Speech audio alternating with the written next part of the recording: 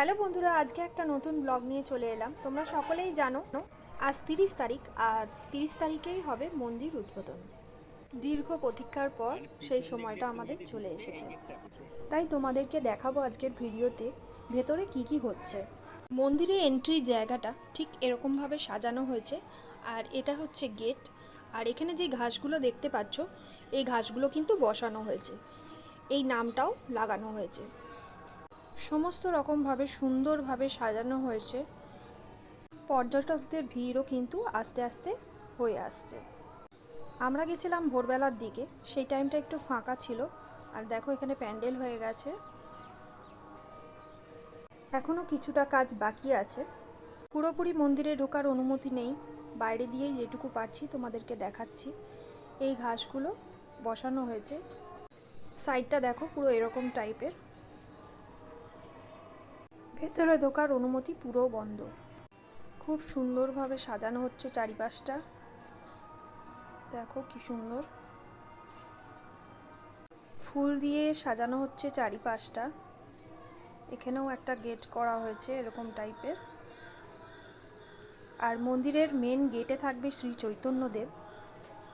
দেখুন কি সুন্দর করেছে এটা, কলা পাতা আর ফুল দিয়ে।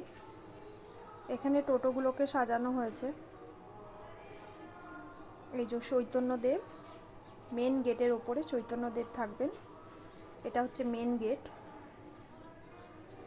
অনেকটাই বড় আর অনেকটাই উঁচু করা হয়েছে। এখানে অনেক পুলিশ দেওয়া হয়েছে, চন্দননগর থেকে এসছে লাইট বক্স, আর খুব সুন্দরভাবে দেখুন এগুলো করা হয়েছে। ভেতরে যাওয়ার কোনো রকম অনুমতি দিচ্ছে না এরা, তাই আমরা ভেতরে ঢুকতে পারছি না। এই যে গেটটা, এখানে ফুল দিয়ে খুব সুন্দর করে সাজানো হয়েছে। মমতা বন্দ্যোপাধ্যায়ের ব্যানার এখানে দেখতেই পাচ্ছেন। সময় আস্তে আস্তে এগিয়ে আসছে, দৈর্ঘ্য প্রতীক্ষায় আছি কখন দর্শন পাবো আমাদের জগন্নাথ দেবের। এখানে দেখুন ফুল দিয়ে রাঙ্গনি করা হয়েছে, এত সুন্দরভাবে সাজানো হয়েছে।